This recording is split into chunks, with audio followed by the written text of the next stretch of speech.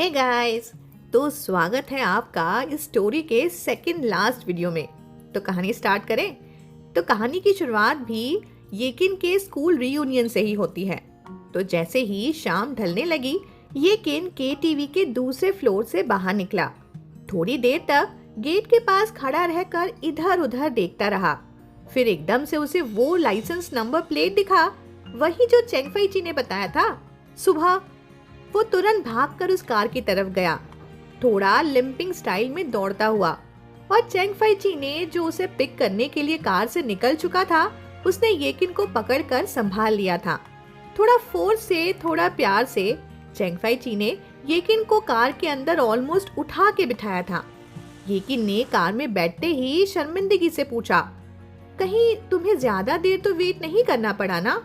मैं तो पहले ही निकलने वाला था, पर वो जाओफेंग है ना, उसका ड्रामा देख के वहां रुकना पड़ा। चेंगफाइची ने बस हाँ में सर हिलाया और काम एक्सप्रेशन के साथ बोला, तो क्या हुआ था उसके साथ? इतना इंटरेस्ट देखना, वो भी फाइची की तरफ से, थोड़ा रेयर मामला था। तो येकिन ने तुरंत जवाब दिया, वो किसी को इम्प्रेस कर रहा था। मुझे तो लगा कि कोई सॉलिड आइडिया सोचा होगा उसने, बड़ा कॉन्फिडेंट था, इसलिए मैं अकेला चला गया। पर रिजल्ट क्या था? चेंगफाइची ने बीच में ही जेंटली पूछा। येकिन को तब रियलाइज हो गया कि वो ज्यादा बोल गया था। तो अब बात संभालने के लिए वो थोड़ा सा ऑकवर्ड लाफ करते हुए बोला, उसने अपनी शर्ट उठाई और उसने छाती पर टैटू करवाया था, और उस बंदे का नाम जिसे वो इम्प्रेस कर रहा था ना, उसका नाम टैटू करवाया था। एक सेकंड के लिए येकिन ने अपना चेहरा छुपा लिया। केटीवी का वो सीन याद करके अभी भी वो ऑकवर्ड फील कर रहा था, लेकिन जाओफेंग का आइडिया सच में काम कर गया था। लाओ इफेंग को पहले डाउट था जाओफेंग पर, क्योंकि उसका ये पास्ट अफेयर था, पर ये टैटू वाला मूव, वो भी इतना ड्रामेटिक, ये सब उसके लिए काफी था प्रूफ करने के लिए कि मैं बस तुम्हारा हूँ। कार के अंदर अब खामोशी थी। जब उनकी कार नंबर 6 मिडिल स्कूल के गेट के पास से गुजरी, तो येकिन ने खिड़की से उस पुरानी बिल्डिंग को 2 बार देखा। फिर जैसे यादों का एक फ्लैशबैक चल गया हो, लेकिन उसके बाद बाहर देखने में उसका दिल नहीं लग रहा था। वो सीट पे बैठे बैठे रेस्टलेस हो रहा था, कभी अपने नीज को स्क्रैच कर रहा था, कभी गर्दन के पीछे हाथ ले जाके कुछ सोच रहा था, कभी शर्ट उठा के अपना टमी दबा रहा था। चेंगफाइची ने कॉर्नर से उसकी ये सारी मूवमेंट्स नोटिस की। फिर जब डायरेक्टली उसकी तरफ देखा, तब येकिन अपनी लेफ्ट स्लीव को थोड़ा ऊपर करके अपने हाथों से आर्म को रब कर रहा था, जैसे कोई इनविजिबल साइन बना रहा हो। रात में जब दोनों डॉर्म वापस आए और दोनों का डिनर हो गया, तब वो दोनों थोड़ी देर काउच पे बैठ के क्वाइटली कुछ पढ़ रहे थे। फिर अचानक चेंगफाइची उठा, अपना कोट पहनने लगा। येकिन को लगा कि वो जा रहा है, तो उसने भी चुपचाप पीछे पीछे फॉलो किया, थोड़ा सैड एक्सप्रेशन के साथ, सर झुका के। लेकिन उस मोमेंट पे चेंगफाइची ने कैजुअली कहा, कुछ कपड़े पैक कर लो, रोज यहाँ आना मुश्किल होगा। जैसे ही येकिन ने दोबारा होटल के डबल रूम में एंटर किया, उसका मूड लिटरली स्काई हाई था। खुद से मुस्कुराते हुए उसने सोचा, ये टूटा हुआ शॉवर हेड तो कमाल का निकला, अच्छा हुआ उस वक्त मैंने रिपेयर नहीं करवाया। जब तक चेंगफाइची अंदर शॉवर ले रहा था, येकिन ने अपने आधे गीले बालों के साथ खुद ही पंगा लेना शुरू कर दिया, और साथ ही जाओफेंग के टेस्ट का रिप्लाई भी किया। जाओफेंग अभी दूसरी तरफ से फुल एक्साइटेड था, बोल रहा था कि लाओ इफेंग फाइनली मान गया है, लेकिन उसके बाद से कोई अपडेट नहीं आई। शायद अभी अपनी अफेक्शन दिखाने में बिजी था, या फिर वो दोनों थोड़ा ज्यादा ही क्लोज हो रहे होंगे। वैसे भी 2 लोग जो अभी अभी पैचअप करके आए हों, उनमें तो आग लगी होती है ना। अब फिर उन्हें कोई मतलब थोड़ी ही है कि चाहे एम्परर हो या फिर कोई प्रेसिडेंट, अब उन्हें कोई डिस्टर्ब नहीं कर सकता। येकिन ने थोड़ा ऑकवर्ड होके अपने नीचे बेडशीट टच की, और उसे उस पल की याद आई जब वो दोनों एक ही क्विल्ट के नीचे एक ही बेड पर साथ में सोए थे। कुछ हुआ नहीं था, बस इतना ही कि येकिन ने चोरी चुपके चेंगफाइची की तरफ थोड़ा लीन कर लिया था जब वो सो रहा था। लेकिन जैसे जैसे उस मेमोरी पे सोचता गया, वैसे वैसे उसका चेहरा और गिल्टी हो गया। इतने सालों बाद भी क्या उसका मन नहीं करता? मैं ही ज्यादा सोच रहा हूँ क्या? चाहे आंसर पॉजिटिव हो या नेगेटिव, येकिन का दिमाग हमेशा ना उससे उलझा देता है। बस देन अगेन, येकिन एक्शन का आदमी था, ऐसे ही लटके रहना उसका स्टाइल नहीं था। जो भी कंफ्यूजन है वो तुरंत सॉल्व करो, यही उसका गोल्डन रूल था। इसीलिए जैसे ही चेंगफाई ची शॉवर से बाहर आया, उसने खुद ही इनिशिएटिव लेके चेंगफाई ची का हाथ पकड़ा और उसे बेड के किनारे बिठा लिया। खुद बेड पर घुटनों के बल बैठ के और पीछे से उसके बाल बड़े प्यार से पोंछने लगा। जैसे जैसे हाथ चलते गए, येकिन का बॉडी भी धीरे धीरे चेंगफाई ची की तरफ सरकता गया। शायद उसके इंजर्ड लेग को हर्ट ना हो, इसीलिए चेंगफाई ची ने उसे रोका नहीं। लेकिन कुछ ही पल बाद जब येकिन लिटरली उसे आधा बेड से धकेल चुका था और चेंगफाई ची अपने एल्बो से खुद को बैलेंस कर रहा था, तब फाइनली उसकी हंसी रुक ही नहीं पाई। तुम ये क्या कर रहे हो? चेंगफाई ची ने टीजिंग टोन में पूछा। येकिन बस उसकी हंसी देखते ही जैसे टोटली हिप्नोटाइज हो गया हो। उसने एक हाथ से उसका चेहरा छुआ और अपना दूसरा हाथ उसके सीने पर रखा। कुछ नहीं, येकिन ने सॉफ्टली रिप्लाई किया। बस देख रहा हूँ कि तुम कितने हैंडसम लग रहे हो। पहले के जैसे उल्टा सीधा सोच के बातें घुमाने की आदत छोड़ दी थी येकिन ने, तो अब जो दिल में है वो सीधा जुबान पे ले आता है। चाहे थोड़ा सिली लगे, लेकिन वही इनोसेंस, वही सीधापन था जो चेंगफाई ची को सबसे ज्यादा अट्रैक्ट करता था। जब कोई तुम्हें पूरे भरोसे के साथ देखे, ऐसी ऑब्सिडियन जैसी चमक भरी आंखों से, और तुम्हें भाई कह के प्यार से बुलाए, तो कैसे ना पिघले कोई भी दिल। और इस बार चेंगफाई ची का दिल, जो कितने वक्त से शांत था, फिर से धड़क उठा। अगले पल पूरा रूम घूम गया और ब्लिंक करने के पहले ही येकिन सीधा चेंगफाई ची के नीचे था। पैर ठीक होने से पहले ही इतना इधर उधर क्यों कूद रहे हो? चेंगफाई ची ने उसकी आंखों में देखते हुए कहा। प्यूपिल्स थोड़े गहरे हो गए थे अब उसके। येकिन समझ गया कि काम बन गया है। उसने अपना इंजर्ड लेग उठा के चेंगफाई ची की कमर के अराउंड हुक कर दिया और थोड़ा शर्माते हुए बोला, बस थोड़ा सा ही तो हर्ट हुआ है, बस थोड़ा सा।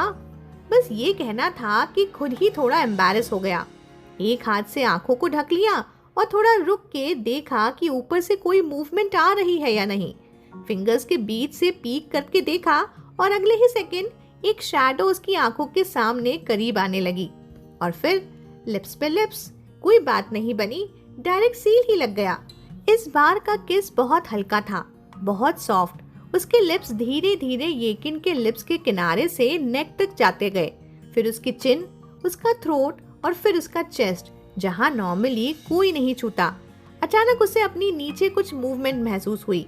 उसने आंखों पे रखा अपना हाथ हटाया और धीरे से पूछा, ये तुम क्या कर रहे हो? चेंगफाई ची ने उसकी तरफ देखा। आंखों में काम सी स्माइल थी। बोला, मैं तुम्हें पानी दे रहा हूँ। येकिन एकदम फ्रीज हो गया। पहले तो खुद ही उसने फ्लर्ट स्टार्ट किया था, अब खुद इतना ऑकवर्ड फील कर रहा था कि जमीन में ही छुप जाए कहीं। फिर भी उसने हिम्मत जुटाई, चेंगफाई ची का हाथ पकड़ा और बोला, मैंने शॉवर में खुद से ट्राई किया था। चेंगफाई ची थोड़ा सरप्राइज हुआ। उसने येकिन के हाथ को धीरे से फील किया और फिर उसकी बात का मतलब समझ गया। उसके लिप्स पे एक छोटी सी टीजिंग स्माइल आई। येकिन ने तो इस पानी देने वाले कमेंट को रोमांटिक फैंटेसी बना के लिटरल ले लिया था। चेंगफाई ची ने जेंटली उसका हाथ हटा दिया और बोला, तुम्हारी लेग अभी भी हील नहीं हुई है, रेस्ट करो थोड़ा सा।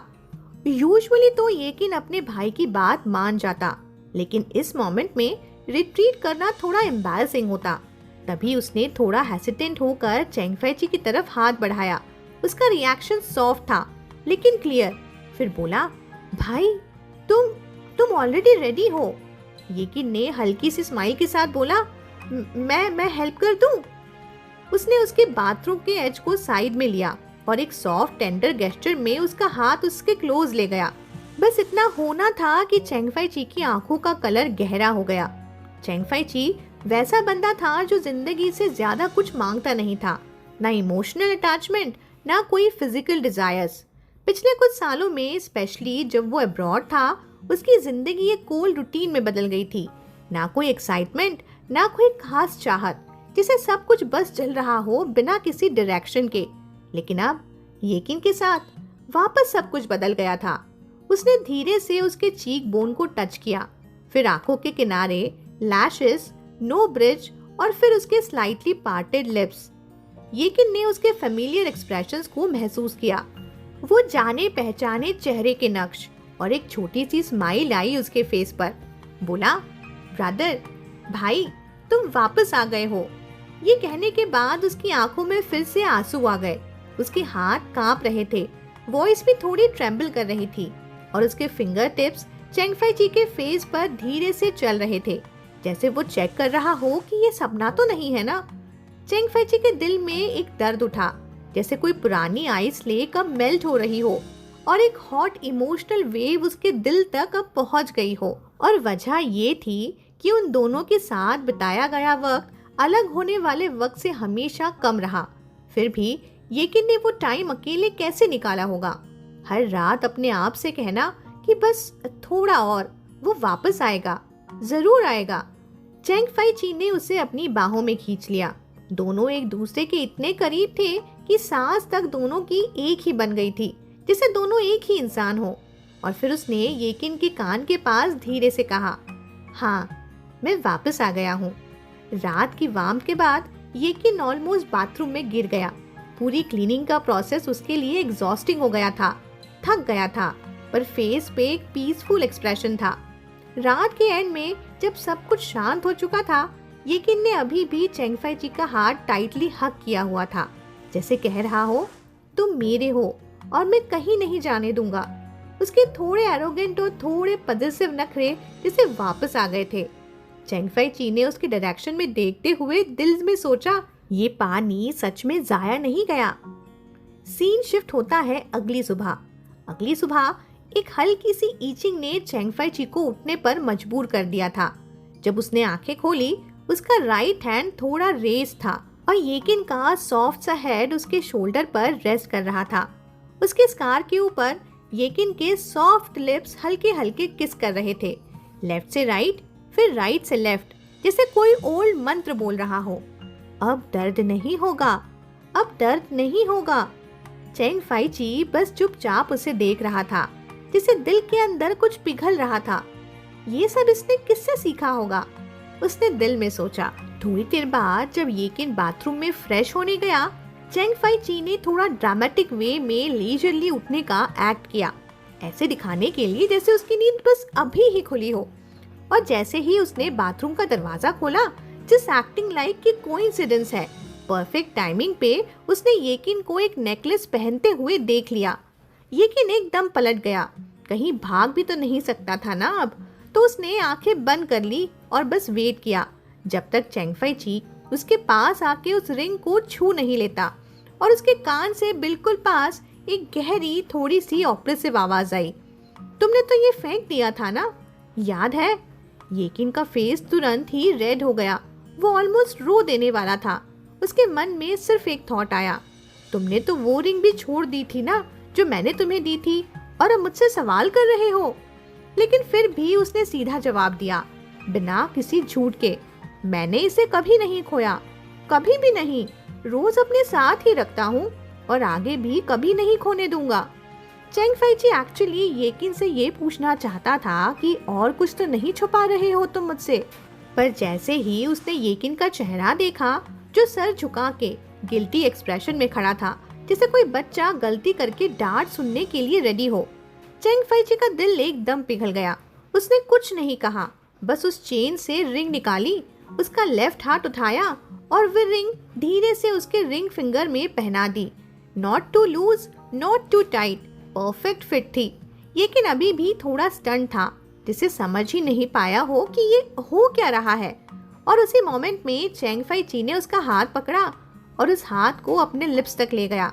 और जैसे येकिन ने सुबह उसके हाथ पे पहले किस किया था, वैसे ही उसने भी येकिन के हाथ पर एक सॉफ्ट सा किस दिया, बिल्कुल उस जगह जहां अब वो रिंग थी। और हल्की सी मुस्कान के साथ उसने बस इतना ही कहा, देर देर, अब दर्द नहीं होगा। माओ, ये दोनों कितने क्यूट है यार। येकिन की आंखों में अचानक से आंसू भर आए। वो समझ गया था कि चेंगफाई जी को सब पता है, सब कुछ। वो जानता था कि चेंगफाई जी के ओल्ड वुंड्स अभी भी ठीक नहीं हुए और जब तक वो कुछ सैक्रिफाइस न करे उसे सुकून नहीं मिलता। कल रात को दोनों के क्लोज मोमेंट्स कोई इम्पल्सिव डिजायर नहीं थी, वो एक तरह का सैक्रिफाइस था, सिर्फ इसीलिए कि उसका गिल्ट थोड़ा सा कम हो सके।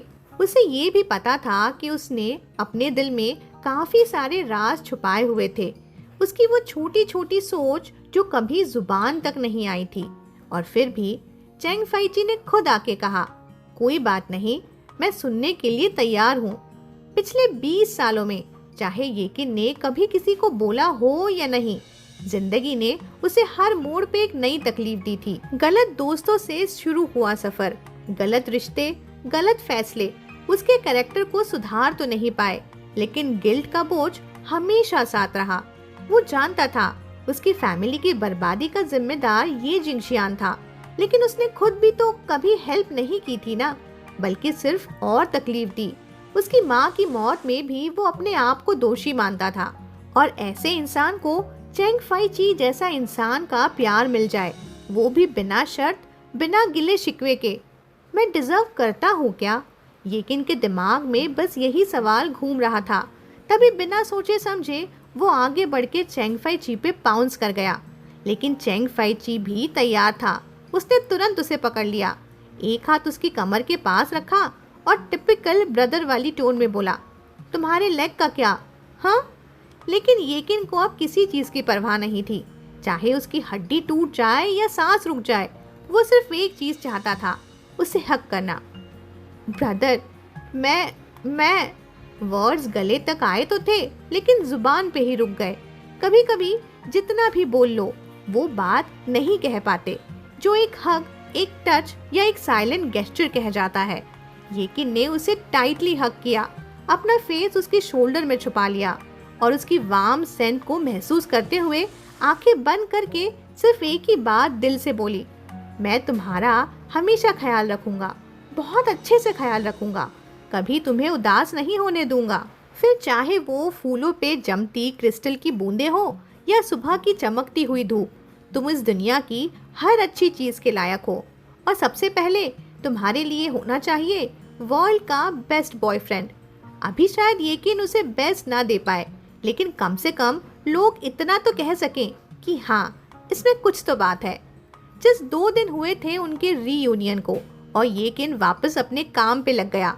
ड्रामा फॉरवर्ड के पिछले 2 एपिसोड्स में पॉजिटिव रिव्यूज आ रहे थे, और उसका नेचुरल बिंदा स्टाइल काफी लोगों को अनएक्सपेक्टेडली अट्रैक्ट कर गया। उसके ऑफिशियल वीबो अकाउंट ने जब कुछ स्टिल्स रिलीज किए जहां येकिन स्कूल यूनिफॉर्म में दिख रहा था, एक मीडिया आउटलेट ने उसे फ्रेशली सिलेक्ट किया for top 10 male artist with the most youthful feeling वाले लिस्ट में। चाहे उसका वोट काउंट उन बड़े फैन बेस वाले एक्टर से कम हो, लेकिन उसके फोटोज के सॉफ्ट लाइटिंग और परफेक्ट एंगल ने पासेस बाय का दिल जीत लिया था। एक पॉपुलर कमेंट ने तो लिखा था, इसे देख के लगता है जैसे ग्रीन ग्रास और ब्लू स्काई दोनों जिंदा हो गए हों। मतलब वो खूबसूरत भी है और हैंडसम भी। जब वोटिंग एंड हुई तो येकिन ओरिजिनली 11th पोजीशन पे था, लेकिन एक और सेलिब्रिटी का स्कैंडल आउट होने के बाद वो लिस्ट से हट गया और येकिन बाय लक टॉप 10 में आ गया। इसी वजह से सैटेलाइट टीवी के मिड ऑटम फेस्टिवल गाला का उसे इनविटेशन मिला था, जहां उसे और दूसरे टॉप 10 वाले मेल आर्टिस्ट के साथ एक यूथ एंथम परफॉर्म करने का मौका मिलेगा। जेंग युए इतनी एक्साइटेड थी कि पार्टी के लिए कपड़े अरेंज करना उसने 10 दिन पहले से ही शुरू कर दिया था। येकिन को जब पर्सनली बुलाया गया ट्राई ऑन के लिए, जेंग युए ने शोल्डर टैप करके बोला, नॉट बैड, तुमने वेट भी नहीं बढ़ाया, मतलब तुमने मेरी बात दिल पे ले ली। लेकिन येकिन का ध्यान कहीं और था। उसने आर्म स्प्रेड किए, कपड़ों का फिट चेक किया और नेक ट्विस्ट करते हुए कैजुअली पूछा, और हाँ, इस पार्टी के लिए कोई पेमेंट मिलेगी क्या? जेंग युए ने आंखें घुमा के कहा, पेमेंट? ये समझ ले कि ये मौका ही पेमेंट है। हे हैंड सॉन्ग जैसे लोगों ने भी ट्राई किया था पर एंट्री नहीं मिली उसे। इतनी बड़ी एक्सपोजर वाली पार्टी में बुलाना मतलब गोल्ड प्लेटिंग ही समझ, और तुझे तो पब्लिसिटी के पैसे तक नहीं मांगे उन्होंने। येकिन के उदास चेहरे को देखते ही जेंग युए ने थोड़ा सरप्राइज होके पूछा, तुम्हारी फिल्म के पैसे आते ही होंगे ना, सब लोन तो क्लियर हो ही जाएंगे, राइट? फिर क्या हुआ? कोई और दिक्कत है क्या?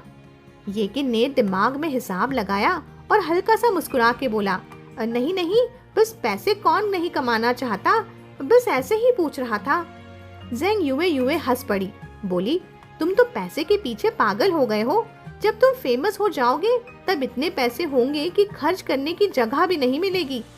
लेकिन येकिन अभी भी थोड़ा सा बेचैन था। उसके मन में बस एक ही थॉट चल रही थी, मुझे और ज्यादा पैसे चाहिए ताकि मैं अपने भाई के लिए कुछ बेस्ट चीजें खरीद सकूं। पास्ट में उसका लव एक्सप्रेस करने का तरीका सिंपल था, लाइक मैं तुम्हारे लिए खर्च कर सकता हूँ। और अगर किसी चीज का प्राइस अफोर्ड नहीं कर सकता तो उसका मतलब था कि वो चीज चेंगफाई ची के लायक नहीं है, मतलब अच्छी नहीं है। और अब चाहे चेंगफाई ची के पास खुद का फाइनेंशियल बैकअप हो, लेकिन फिर भी उसके लिए कुछ देना चाहता था, कुछ अपना। वापस काम पे आने के बाद उसका पहला इवेंट था ये, एक शॉपिंग मॉल में कमर्शियल परफॉर्मेंस।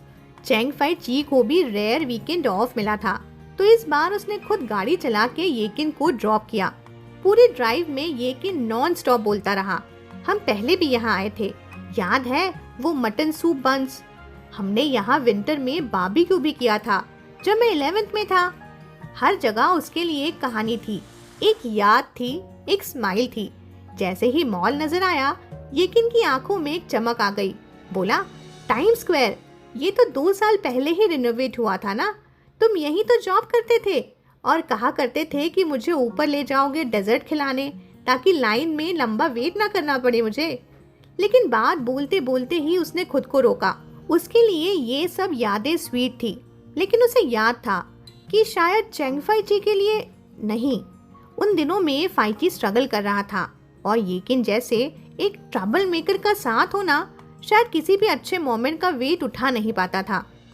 ट्रैफिक सिग्नल पे गाड़ी ने लेफ्ट टर्न लेते हुए चेंगफाई ची ने कैजुअली पूछा, क्या हुआ, बोलना बंद क्यों कर दिया?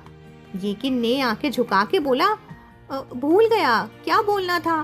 चेंगफाई ची ने उसका मूड और खराब नहीं किया, सिर्फ कामली कहा, मैं तुम्हें गेट तक छोड़ देता हूँ, अंदर नहीं जाऊंगा, इवेंट के बाद आके पिक भी कर लूंगा। इवेंट का टाइम था दोपहर के 2:30 बजे, लेकिन एज यूजुअल 40 मिनट्स की डिले हो गई थी और रीजन एक्सपेक्टेड से ज्यादा, ऑलमोस्ट डबल फैंस आ गए थे। मॉल वालों ने तुरंत 2 एक्स्ट्रा सिक्योरिटी टीम्स भी बुलाई, नई फेंसिंग्स भी लगवाई और सबको लाइन में खड़ा करने की कोशिश की, क्योंकि क्राउड ना फुल क्रेजी हो गया था। इस बीच जब लोग वेट कर रहे थे, येकिन भी खाली नहीं बैठा था। उसने अपनी लेफ्ट लेग एक चेयर पे रखी और रिहैब के कुछ छोटे सेट्स करने लगा। उसी वक्त लाओ इफेंग उससे मिलने आया। Wait, what? येकिन ने चौंक कर पूछा, वो टैटू प्रिंटेड था? तभी उसका left leg half way freeze हो गया। लाओ इफेंग ने कैजुअली नोट करते हुए बोला, हाँ, पुलिस ऑफिसर्स टैटू नहीं रख सकते और मैंने फर्स्ट लुक में ही पकड़ लिया था कि वो फेक है। येकिन ने क्यूरियस होके पूछा, फिर उसने कन्फेस किया? लाओ इफेंग टोटली काम था, बोला, क्या ही डिनाई करता। मैं बाथरूम से बाहर आया तो उस वक्त वो नया स्टिकर अपने चेस्ट पे चिपका रहा था। येकिन ने वो सीन इमेजिन किया, फिर उसने आंखें बंद कर ली और बोला, बस from now on I am pretending कि वो गधा मेरा दोस्त है ही नहीं। फिर उसने सॉफ्टली पूछा, तो तुमने फिर भी उस पर ट्रस्ट किया?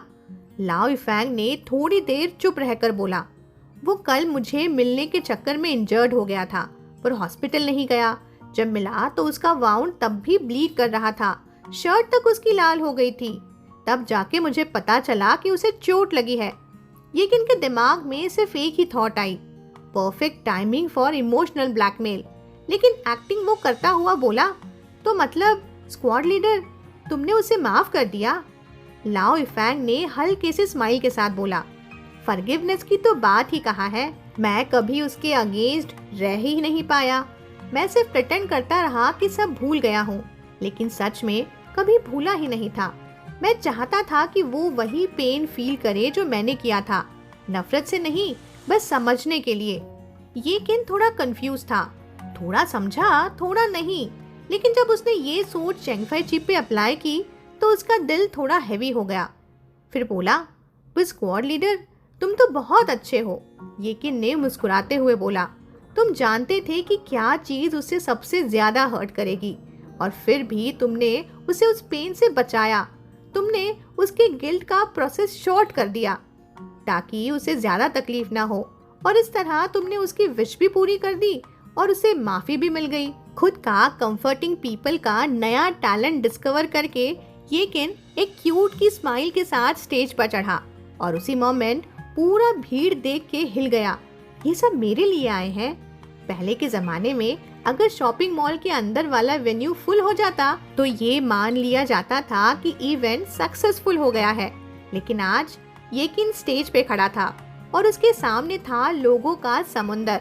ऊपर वाली रेलिंग तक लोग थे, सबके हाथों में बैनर थे और उन बैनर्स में लिखा था येकिन का ग्लोबल फैन क्लब। किसी ने तो उसका एक ओल्ड ड्रामा का स्टिल भी प्रिंट आउट करके लाया था और उसका पोस्टर बना दिया था, और अपने हेड के ऊपर सब लहरा रहे थे। गॉड नोज कितने साल हो गए थे येकिन ने ऐसी सपोर्ट देखे हुए। एक पल के लिए उसका दिल नर्वस हो गया। वार्म अप एक्टिविटीज के दौरान वो शटर करने लगा, लाइंस तक भूल गया और होस्ट के जोक्स को भी प्रॉपरली पिक नहीं कर पाया। लेकिन जैसे ही फैन इंटरैक्शन राउंड आया वो थोड़ा रिलैक्स होने लगा। एक फैन गर्ल ने पूछा, किन आपकी लेग इंजरी कैसी है? प्लीज अभी ज्यादा मत भागियो। येकिन ने तुरंत एक लिम्पिंग स्टेप परफॉर्म किया स्टेज पे और बोला, मुझे लगता है जब मैं लिम्प करता हूँ तो इंजर्ड लेग है 1.7 एम पे और हेल्दी लेग है 1.8 एम पे। मैं तो सीसॉ बन जाता हूँ। ऑडियंस हंस पड़ी और माहौल अच्छा हो गया। जो क्वेश्चन एंड आंसर राउंड येकिन को सबसे ज्यादा डराया करता था वही सबसे ज्यादा होलसम निकला। न्यू फैंस ने अपकमिंग वर्क के बारे में पूछा, लेकिन एक ओल्ड फैन जो थोड़ी फेमिलियर लग रही थी माइक लेके चुप हो गई कुछ सेकंड्स के लिए और फिर बोली, आई एम सॉरी, जब आप सबसे ज्यादा तकलीफ में थे मैंने आपको छोड़ दिया था और दूसरे आइडल्स को सपोर्ट करने गई, और अब मैं वापस आके प्रिटेंड कर रही हूँ कि मैं एक लॉयल फैन हूँ। येकिन एक सेकंड के लिए फ्रीज हो गया। उसने कभी नहीं सोचा था कि वो फैंस के इमोशंस को डिजर्व करता है। उसका तो सिर्फ एक सिंपल मोटिव था, पैसा कमाना, पर उसने हमेशा फैंस को सिंसियरली ट्रीट किया था, जितना हो सके उतना उनके लिए किया। और आज जब किसी ने इतने दिल से सॉरी बोला तो उसका गिल्ट और बड़ा हो गया। फिर पता नहीं कैसे माइक चला गया एक अनएक्सपेक्टेड बंदे के पास, लाओ यीफेंग। वो फैंस के बीच में चुपके से आया था और जब उसने माइक उठाया तो आसपास की सारी लड़कियां स्क्रीच करने लगी। ओएमजी, एक मेल फैन, से समथिंग। लाओ यीफेंग का चेहरा एकदम लाल हो गया था। माइक पकड़ के थोड़ी देर तक चुप ही खड़ा रहा, फिर फाइनली बोला, जो भी मुश्किलें हम झेलते हैं वो हमारी विल पावर को स्ट्रॉन्ग बनाने के लिए होती हैं। गलतियों से सीखना जरूरी है, लेकिन फ्यूचर की तरफ देखना और भी जरूरी है। कीप इट अप क्लासमेट ये, और सभी को मेहनत जारी रखनी चाहिए। लाओ यीफेंग की ये पॉजिटिव एनर्जी वाला ज्ञान अभी भी सेम ही था जैसे 10 साल पहले था। सारी ऑडियंस हंस पड़ी और येकिन स्टेज पे खुद को रोते रोते ऑलमोस्ट रो पड़ा लाफ्टर में। शायद ओल्ड फैंस के वो दिल से आए वर्ड्स और स्क्वाड लीडर का ज्ञान उसके दिल के किसी ऐसे कोने तक पहुंच गया था जो कभी टच ही नहीं हुआ था। इंडस्ट्री में उसे अब 6 साल हो गए थे। जब एंटर किया था वो सिर्फ पैसे के लिए आया था।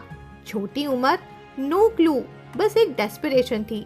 और आज फेम भी मिला, डाउनफॉल भी, गिरा भी, रुका भी, लेकिन ऐसे ही लोगों ने चाहे सपोर्ट दिया हो या धक्का, सबने उसे स्टेप बाय स्टेप ग्रो करने दिया। और यही तो एक रियल जर्नी होती है ना। येकिन ने माइक उठाया और दिल से बोला, सफरिंग और हैप्पीनेस का अपना ऑर्डर होता होगा, लेकिन मेरे लिए कोई पहले या बाद में आने वाला नहीं होता। बस सबके लिए शुक्रिया, थैंक यू एवरीवन। और फिर एक डीप बो स्टेज पे दिया पूरे दिल से। इवेंट लेट स्टार्ट हुआ था और वैसे ही लेट एंड भी हुआ, तो डिनर कुक करने का टाइम नहीं बचा। तो दोनों ने, मतलब चेंग फाइची और येकिन ने डिनर बाहर ही खाया। डिनर के बाद जब दोनों होटल से लौट रहे थे तो पैसेंजर सीट में बैठा हुआ येकिन फैन लेटर्स पढ़ रहा था और कार में साइलेंस तोड़ने के लिए पढ़ने लगा उन लेटर्स को जोर जोर से। कभी कभी कोई एम्बैरेसिंग लाइन मिलती तो उसका वॉइस थोड़ा धीरे हो जाता था। उसे लगा चैंग फाई ची तो ड्राइव कर रहा है तो शायद वो सुन भी नहीं रहा होगा। लेकिन रेड लाइट पे गाड़ी रुकते ही एकदम से चैंग फाई ची ने पूछा, जस्ट नाउ क्या पढ़ा तुमने? थोड़ा क्लियर नहीं सुना मैंने। ये किन एकदम झटका खा गया और तुरंत घूम के बोला, कभी कभी ना तुम मुझे मेरे छोटे भाई जैसे लगते हो, इनोसेंट, क्यूट और थोड़े क्लूलेस। चैंग फाई ची ने स्टीयरिंग व्हील पर हल्की सी टैपिंग की और एकदम से बोला, नहीं नहीं, उसके पहली वाली लाइन बोलो। येकिन ने कभी चैंग फाई ची से झूठ नहीं बोला था, तो इस बार भी थोड़ा झिझकते हुए लेकिन उसने सच ही बोल दिया, कभी कभी लगता है कि तुम मेरे बॉयफ्रेंड हो, वार्म, थॉटफुल, स्वीट। डायलॉग खत्म होते ही उसने साइड ग्लांस में देखा। चैंग फाई ची का एक्सप्रेशन, लिप्स टाइटली प्रेस्ड, और कुछ बोला ही नहीं। येकिन के दिल में तुरंत घंटी बज गई। ओ नो, मैंने कुछ गलत तो नहीं बोल दिया ना? ग्रीन सिग्नल हुआ और गाड़ी फिर से स्मूथली चल पड़ी।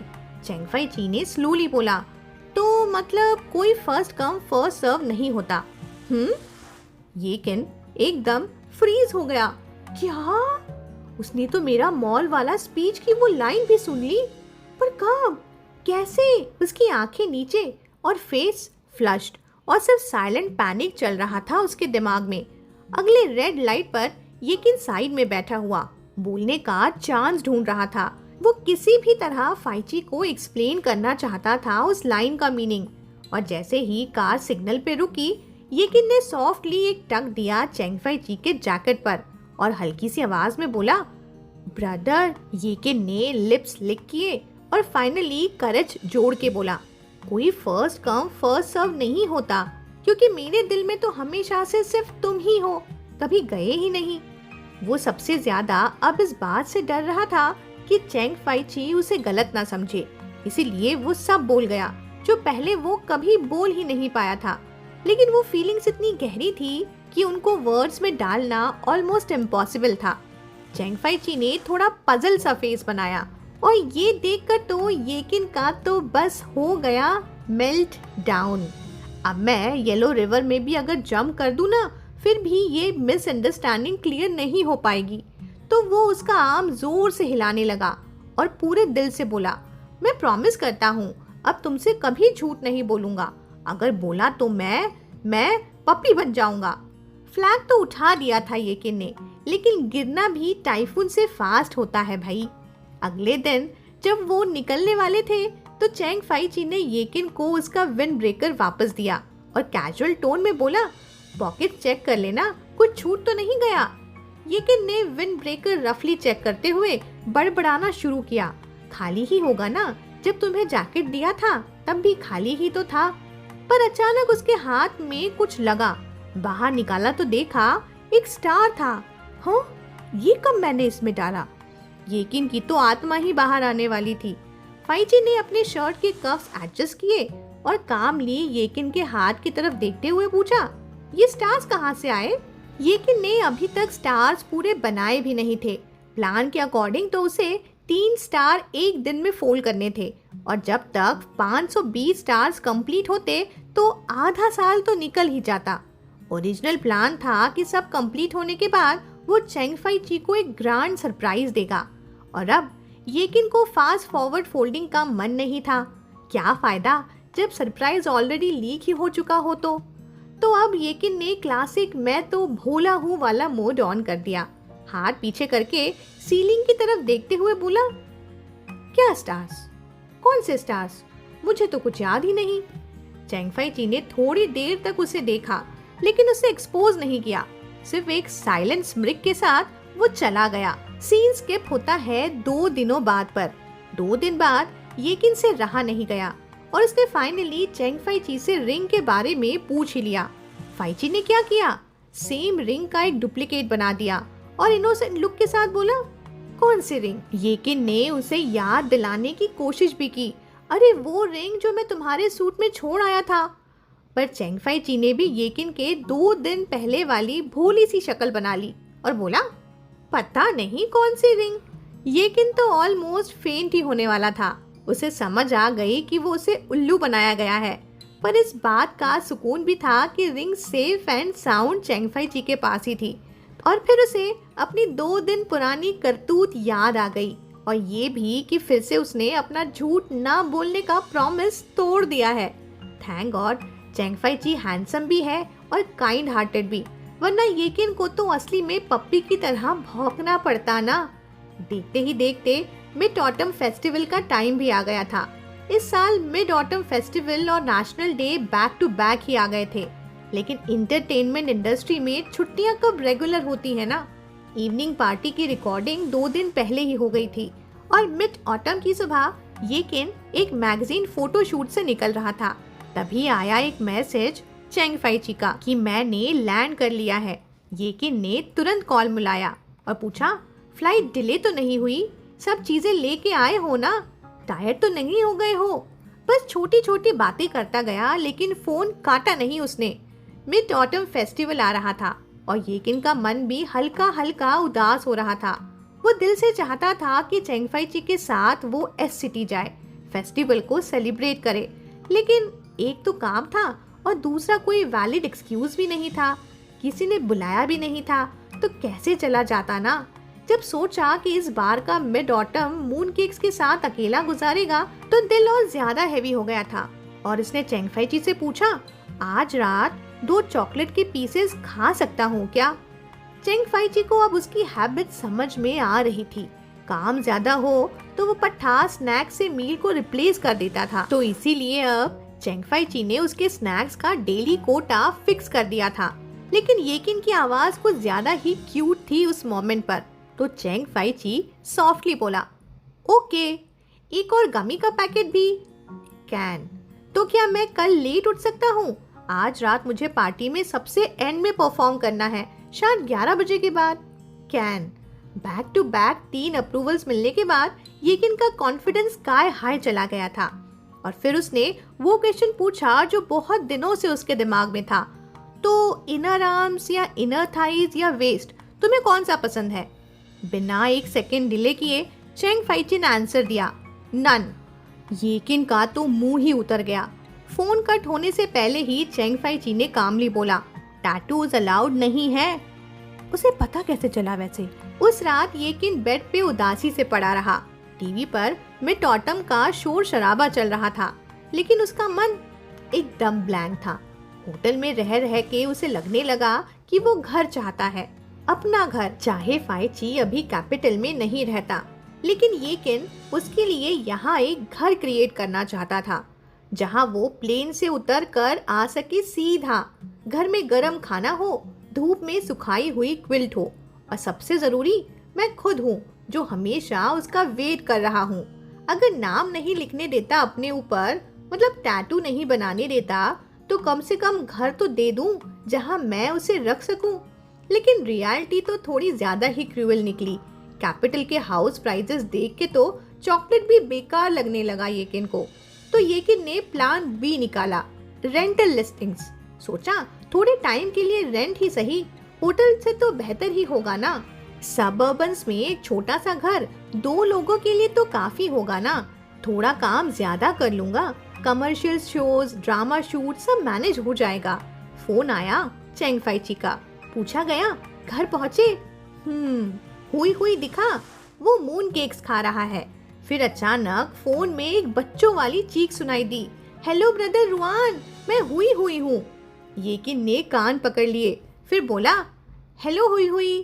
थोड़ा फिलिंग डिस्कशन चला, एग योक बेटर है या फाइन नट, और जैसे ही आर्ग्यूमेंट पीक पे गया, चेंगफाई ची ने फोन वापस ले लिया। बोला, एंट्रेंस कैबिनेट पे एक की रखी है। येकिन बेड से उछलकर डोर तक गया। हाँ, की तो है, पर किस लिए? एड्रेस भेजता हूँ, होटल में नहीं रहना हो तो वहाँ चले जाना। कुछ सेकंड साइलेंस हुआ, फिर येकिन की आंखों में एक शौक था। तुमने घर खरीदा? हाँ, एक अपार्टमेंट है छोटा सा, लेकिन काम चला लेंगे। येकिन एकदम स्पीचलेस हो गया था, उसने कुछ नहीं बोला। तो चेंगफाई जी ने सॉफ्टली पूछा, येकिन, कभी कभी ना किसी के लिए घर बनाना सिर्फ ब्रिक्स और सीमेंट नहीं होता, वो होता है किसी को अपने दिल के एड्रेस पे रखने का वादा। येकिन तो जैसे किसी और दुनिया में पहुंच गया था। चेंग फाई ची की आवाज उसे वापस धरती पे ले आई थी। ब्लड में फिर से एड्रेनलिन रश होने लगा और बिना टाइम वेस्ट किए उसने कंप्लेन करना शुरू कर दिया। बोला, मैंने हुई हुई को क्लियरली बोला था कि मेरा नाम ये रुआन है, तुम फिर से मुझे येकिन बुला रहे हो। फिर अपने बालों को कुछ बार झटक के बोला, अगर तुमने ऐसे ही सब कुछ मुझसे छुपा के किया ना तो मैं पर उसके वर्ड्स वहीं फ्रीज हो गए, क्योंकि वो जानता था वो कुछ भी नहीं कर सकता था। अपने प्यारे भाई को जिसे उसने बड़ी मुश्किल से वापस जीता था, उसको वो क्या ही धमकी देता। जोक में भी हर्ट नहीं कर सकता था वो उसे। वो बस थोड़ा सा फ्रस्ट्रेटेड था अपनी सिचुएशन से। हर बार सिर्फ चेंग फाई ची ही सब कुछ हैंडल करता है। येकिन भी चाहता था कि वो कुछ कंट्रीब्यूट करे, उसका ख्याल रखे, उसे थोड़ा सा रिलीफ दे। तो येकिन ने चेंग फाई ची से कहा, तो तुमने हाउस लिया है तो मैं उसका डेकोरेशन हैंडल करूंगा। फाई ची थोड़ा कंफ्यूज हो गया। डेकोरेट करोगे? हाँ समझ लो, डाओ। स्क्रीच। येकिन ने तुरंत अपने मुंह पे हाथ रख लिया, आंखें वाइड ओपन, सांस अंदर। अरे मैं भी ना गलत टाइम पे गलत चीज बोलने वाला था। उसका फेस अब एक bright red like a tomato in the spotlight हो गया था। फाई ची ने हल्की सी पॉज के बाद पूछा, समझ ले कि क्या? येकिन ने तुरंत हेडशेक करते हुए बोला, नहीं नहीं कुछ नहीं। और तभी फोन के दूसरे एंड से एक डीप लो चकल सुनाई दी।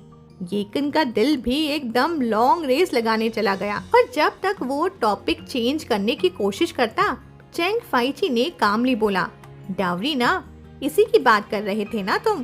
क्योंकि जब सामने वाला ऑलरेडी पति बनने के लिए रेडी हो तो कंपेनियनशिप की बात तो पूरी शादी में बदल सकती है ना। अब घर की बात सुनकर येकिन से कहाँ सब्र होने वाला था, तो येकिन तैयार होकर नए घर की तरफ चल दिया। नए घर का दरवाजा खोला तो ब्लश कर रहा था, जैसे घर नहीं अपने ख्वाब अनलॉक कर रहा हो। अपार्टमेंट 2 एकदम परफेक्ट लोकेशन पे था, शहर के हसल बसल के बीच एक हाई राइज के ऊपर क्वाइट सी जगह। नियर बाई हर जगह कनेक्टिविटी, सबवे के लाइंस, बसेस, सब कुछ। और घर तो फुली फर्निश था, बस रिनोवेट करने का एक्साइटमेंट अलग ही था। लेकिन इस वक्त सब कुछ already ready to move in ही था। और सबसे अजीब चीज ये थी कि इस घर का लेआउट बिल्कुल वैसा ही था जैसा उनका पुराना घर जियायून कम्युनिटी वाला था। वही 2 इक्वल साइज के बेडरूम्स, और येकिन ने बिना सोचे समझे ईस्ट वाला रूम चूज कर लिया था। क्यों? क्योंकि तब भी वो दोनों ईस्ट वाले रूम में ही रहते थे और फेंग शुई के हिसाब से भी ये अच्छा ही था। Brand new weddings, fresh pillows, सब कुछ एकदम नया। येकिन ने सब खोल के बेड पे बिछा दिया और फिर एकदम से बच्चा बन के उस पर लुढ़क गया, rolling around with a green.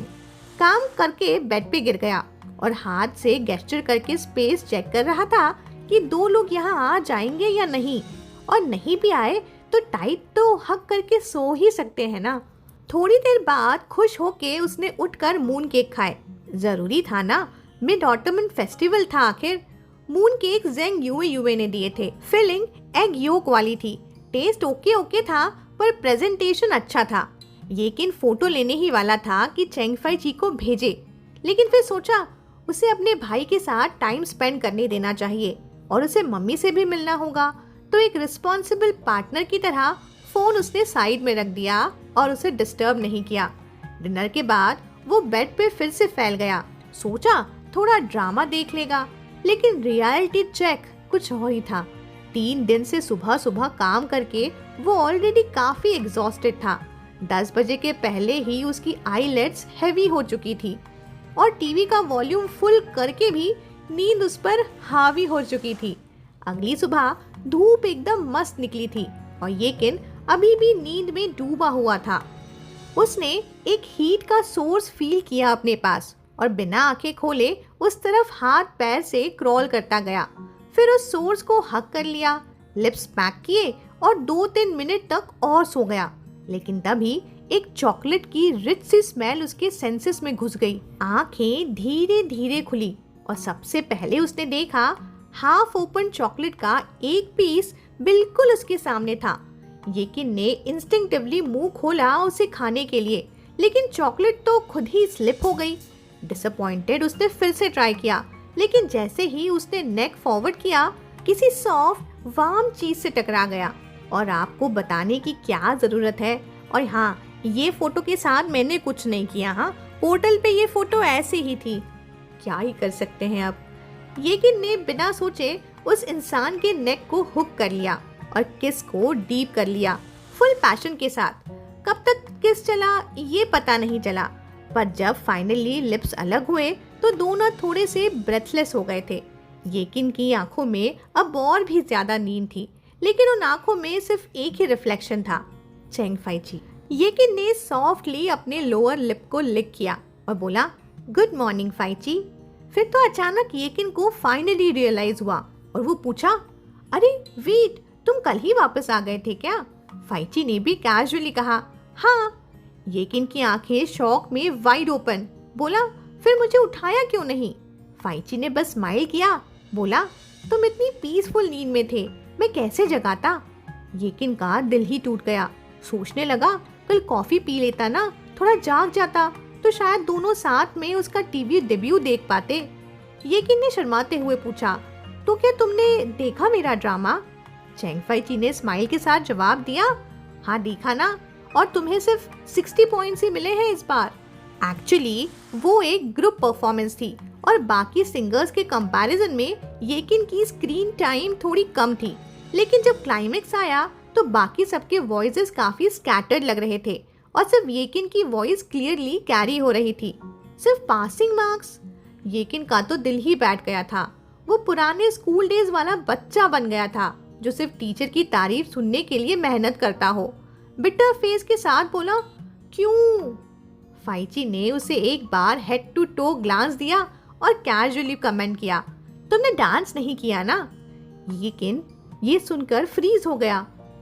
How इसे कैसे पता चला कि मैं डांस भी करता हूँ? मतलब क्या उसने मेरे पुराने वाले वीडियोस देख लिए? और जैसे ही येकिन को ये रियलाइजेशन हुआ, उसकी आत्मा शर्म से जमीन में ही घुस गई।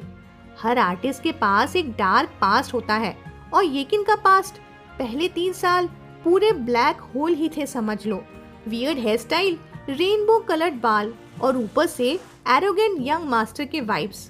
बैक देन उसने सोचा था कि बस पैसे आ जाए तो मैं किसी हैकर से अपने ये क्रिमिनल रिकॉर्ड्स ना डिलीट करवा दूंगा। पर आप जो सोचो वो होता कब है। ये सब पब्लिक मेमोरी में घुस चुका था और पब्लिक फ्लॉज को जूम करने में काफी एक्सपर्ट होती है। एक परफेक्ट फेस या परफॉर्मेंस लोग भूल जाते हैं, लेकिन एक ऑकवर्ड मोमेंट उसको तो फ्रेम करके याद रखते हैं लोग। वैसे ही एक ऑकवर्ड याद उसे याद आ गई। वर्क के बाद जब येकिन डॉम वापस गया अपना सामान पैक करने, नीचे लैंडलॉर्ड ने आवाज सुन के वो ऊपर नॉक करने आ गया था। और जैसे ही उसने सुना कि येकिन शिफ्ट हो रहा है, बिना फिल्टर वो बोला, ओहो, मिड ऑटम फेस्टिवल गाला में दिख गए हो तो वो रूलर लव स्टोरीज और येलो हेयर का जमाना गया क्या? मतलब वो उसे चिढ़ा रहा था।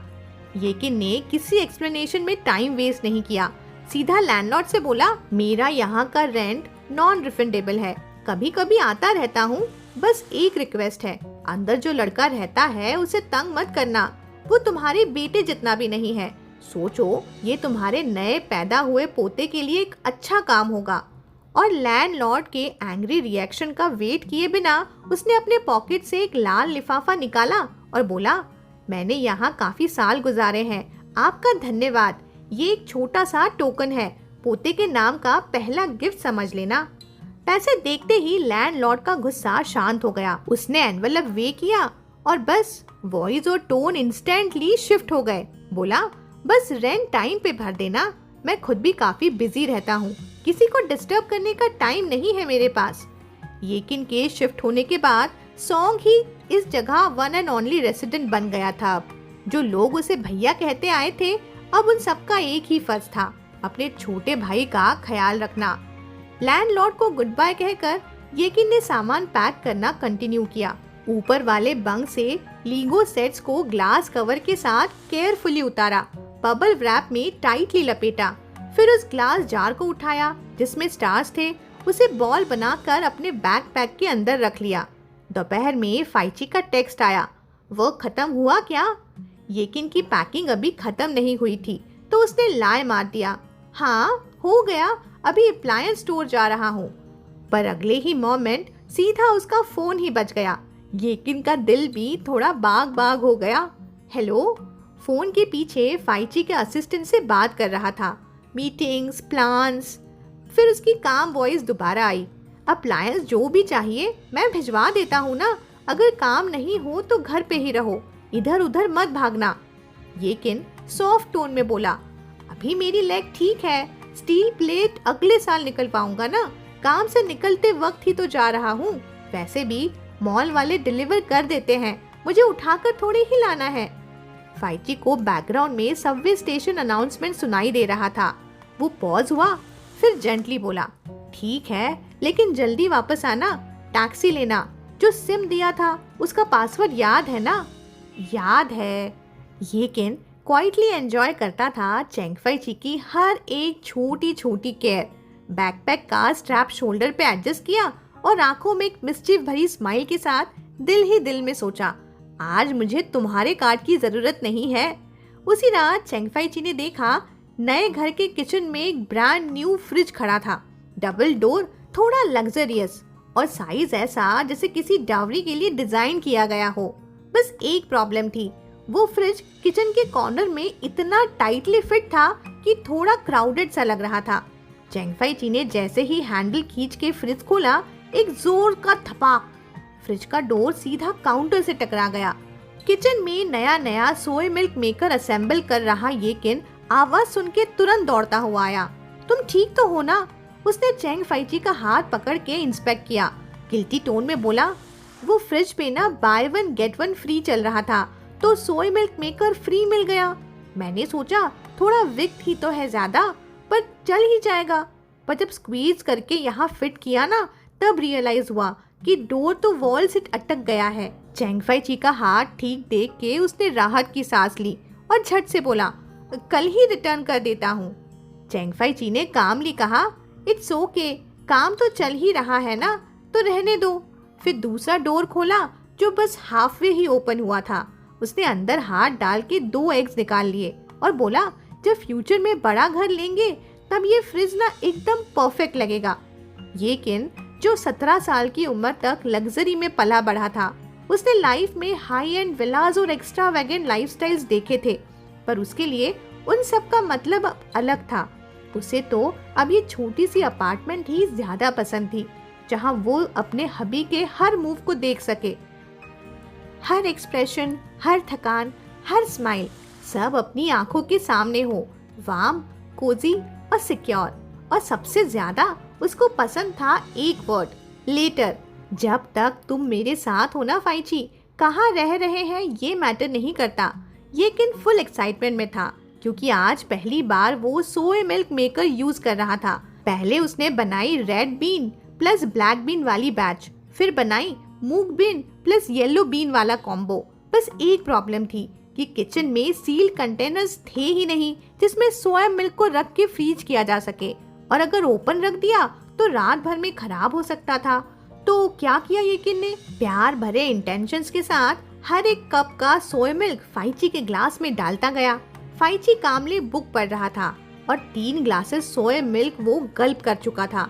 जब चौथा ग्लास उठाया तो फिर से वो पूरा भरा हुआ मिला।